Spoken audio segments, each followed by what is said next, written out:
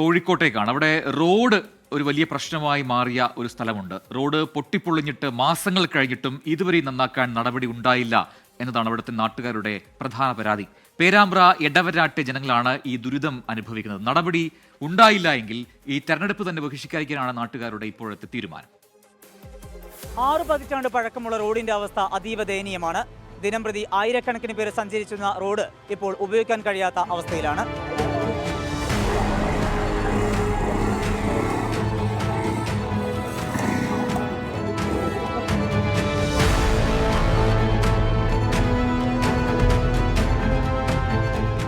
പേരാമ്പ്ര ഗ്രാമപഞ്ചായത്തിലെ എടവരാട് തോട്ടത്തമണ്ണിൽ താഴെ മുതൽ കുറുവമ്പത്ത് താഴെ വരെയുള്ള റോഡിന്റെ അവസ്ഥയാണ് ദയനീയം. വിദ്യാർത്ഥികളും പ്രായമായവരും ഉൾപ്പെടെ നിരവധി പേർ ഉപയോഗിക്കുന്ന റോഡിന്റെ അവസ്ഥയാണിത്. കാൽനട യാത്ര പോലും അസാധ്യം. മറ്റു മാർഗങ്ങൾ ഇല്ലാത്തതിനാൽ ഈ റോഡ് ഉപയോഗിക്കുന്നുവെന്ന് മാത്രം.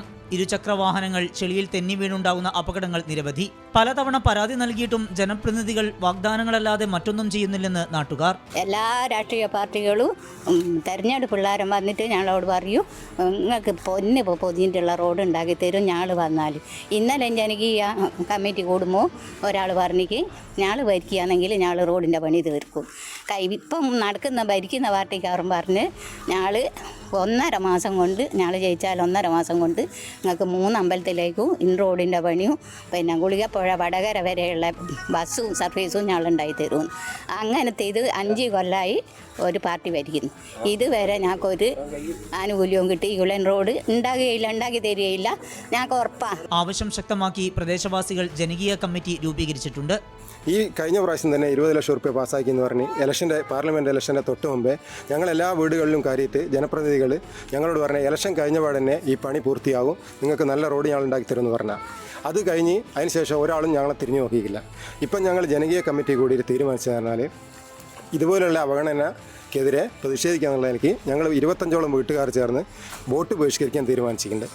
അപ്പോൾ ഈ റോഡ് പൂർത്തിയാകുന്നത് വരെ ഞങ്ങളത് ഒരു ഉറച്ച തീരുമാനം തന്നെയാണ്. മഴയുള്ള ദിവസങ്ങളിൽ യാത്ര ഏറെ ദുഷ്കരം. സമീപത്തെ വീതി കുറഞ്ഞ റോഡുകൾ ഉൾപ്പെടെ ഗതാഗത യോഗ്യമാക്കുമ്പോൾ ഈ റോഡിനോട് മാത്രം എന്തിനാണ് ഇത്ര അവഗണനയെന്ന് നാട്ടുകാർ ചോദിക്കുന്നു.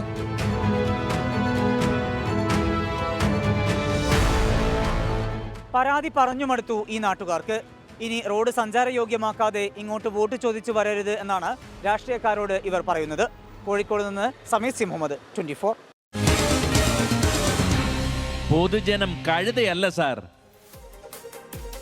എന്തായാലും വിദ്യാർത്ഥികളും പ്രായമായവരും ഉൾപ്പെടെ നിരവധി ആളുകളാണ് ഈ റോഡ് ദിനേന ഉപയോഗിക്കുന്നത്. ഇരുചക്ര വാഹനങ്ങൾ ചെളിയിൽ തെന്നി വീണ് അപകടങ്ങളും അവിടെ പതിവാണ്.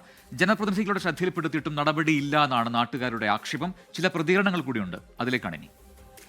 ഈ റോഡിൻ്റെ സ്ഥിതി തികച്ചും വളരെ പരിതാപകരമാണ്. ചളിയും കുണ്ടും ചളിയുമായി നടന്നു പോകാൻ പറ്റാത്ത അവസ്ഥ.